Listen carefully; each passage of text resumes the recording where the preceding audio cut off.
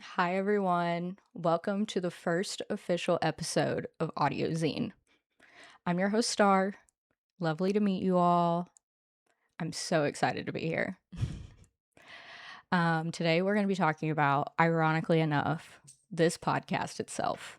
I almost didn't start this podcast. This is the podcast that almost didn't happen. I had been talking about starting a podcast for like roughly the past year and just never started it, just never did it.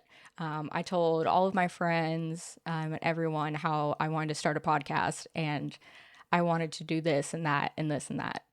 And I just never did it. Originally, what was keeping me from doing it was I felt like I didn't have the equipment for it. I didn't have a microphone or a PC at the time when I first thought about doing this. And within the last couple months, I actually built my own computer. In turn, I ended up getting a microphone and a headset. And then I was like, okay, well, I need a camera. Well, you should see the setup that I've got going right now. My phone is connected to a mount and it's balanced on top of a candle, and that's what we're recording on today because I learned that I don't own a tripod. Ironically enough, I know the photographer doesn't own a tripod. Hi, baby. My cat's coming to say hi. Once I realized that I did actually have all the equipment I needed to start a podcast, I still didn't start it. I just kept telling myself, oh, I don't have the time. That's too much work, whatever. In reality, I was scared of one, people seeing it. If I did this, that means I would have to willingly put myself out there for others to judge and form opinions on me, which is not fun. I was scared of failing. I was scared that I would do all this work and it would mean absolutely nothing. It wouldn't go anywhere, nothing would happen, nothing would change. I would put in all the work and it would be useless. But I was recently talking about something similar with my therapist about how I was scared of failure. And she looked at me and she said, what even is failure? And she's right. I can fail at the podcast, quote unquote, fail. But what does that mean, though? And how important is that to me? Failure could mean nobody watches it, nobody follows the account, nobody listens. But at the end of the day, who cares? This is something I want to do. This is something that makes me happy. So, what even is failure? And plus, I convinced myself that I would fail before I even started, and it inhibited me from ever even trying, which, if you never start, you're also failing because you didn't do it at all. I'm a firm believer in it's better to at least try. I've also been discussing the fear of judgment with my therapist. It's an interesting conversation, and especially someone like me who does have an intense fear of judgment and being perceived by others, to do something where I have to put myself out there, where I'm willingly letting people judge me. If anything, I'm sitting there saying, please come listen to the things I have to say and judge them and form opinions on it. That sounds terrifying. Absolutely terrifying. But, I'm going to do it anyways. Like I said, this is something that will bring me joy, that I will enjoy, that I will find fun and entertaining.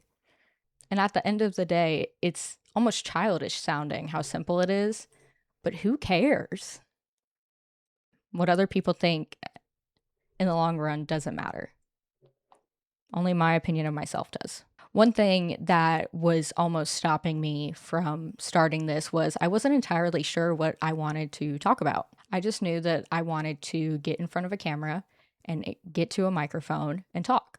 I wanted to talk, and that was it. But I didn't know about what.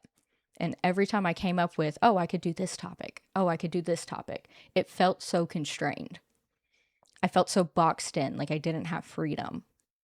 And I hadn't even started it. I was just thinking about it. That's when I came up with the quote unquote not so niche podcast. There is no niche, it's just conversation. All topics are fair game, all discourse, all discussion. This is a place I want to have it Because if there's one thing I like to do, it's talk. Everyone in my life knows that I'm a chatterbox. I will talk to anyone about anything at any point in time. I love to talk. Actually, I'm not a huge extrovert, which catches people by surprise a lot, just because of how I behave when I am like out and about at a party or a concert, whatever it may be. I wouldn't call myself extroverted, but I am a big social butterfly. I'm the person at the party who is flittering around from person to person. Um, I can never hold a conversation with somebody for more than 5 minutes whenever it's in a large group of people because I just want to go around and talk to everyone about everything. And for me, that's so much fun. That is so enjoyable. And this is something was pointed out to me.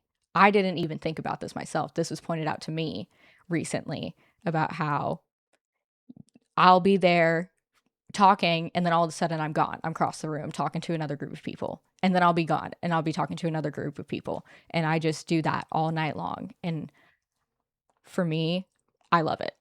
I get to meet so many new people, so many interesting people, talk about so many different things. This all circles back to this podcast, essentially.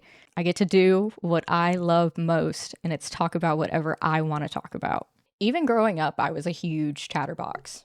I was constantly told off by my teachers to stop talking during class time because I was just constantly running my mouth. I love to chit chat. Conversely, though, I didn't have many friends growing up. I had a lot of surface level friends and a lot of acquaintances, but I didn't have a whole lot of very close bonding friendships. And now as an adult, I'm building those for the first time. And it's just making me realize something I missed out on growing up. I think that for the most part can be attributed to one, my family, we moved around a lot. We never stayed in a single place for more than a couple years, maybe 2 or 3. And I think the second thing can be my autism. I wasn't diagnosed with autism until I was 19 years old. And I experienced a lot of otherness because of it growing up. And we simply didn't know that that's what that was. The reason I was the weird kid in class. But now, as an adult, I am building these strong relationships with other people. And it is so fulfilling and so amazing. There's so many beautiful people out there in the world. And it truly is beautiful how everyone can experience different things throughout their lives. And your paths will cross one day. And the next thing you know, you have a ride or die.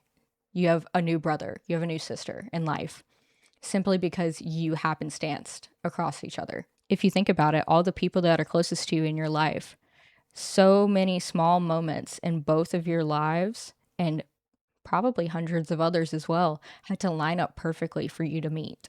Now, I'm not one that says that they believe everything happens for a reason. I just don't find that to be realistic in life, that everything happens for a reason, especially when we get into the conversations of trauma. But I do think it's beautiful how the butterfly effect can go way back into your childhood. For instance, my best friend, a couple weeks before we actually met and became friends, I saw her Instagram account suggested to me, and she has the same name as someone I was friends with in the past as a child. And so I requested to follow her because I thought, oh, this might be that person. She didn't have a picture of herself as her profile picture, so I wasn't entirely sure, and it was a private account. She never accepted my follow request, at least not then. She did a couple weeks later when we finally officially met. But that was one of the things that she brought up to me when we did finally become friends, that she noticed that and it made her want to talk to me. And to think, if I didn't have that friend as a child with the same name as my now best friend, I might not have ever followed her. And she may have never thought to reach out to me and us become friends. I think another reason growing up I didn't have a lot of friends was because I lacked a lot of confidence. I never wanted to put myself out there.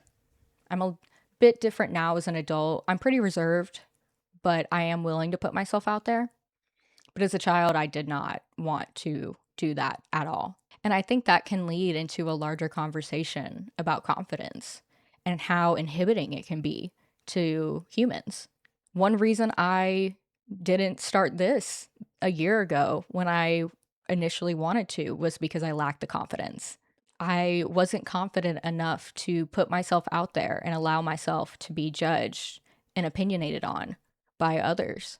I wasn't confident enough within myself to allow myself to start something.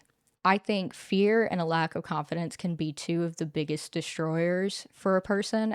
It's very, very, very easy to dwell and ruminate on our anxieties about how, oh, what will he think? Oh, what will she say?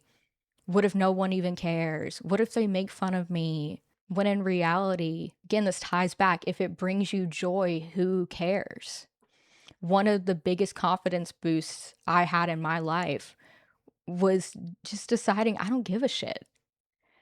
I don't care. I'm going to do me. I'm going to do the things that bring me joy. I'm going to behave the way that makes me happy. I'm not going to put on a front.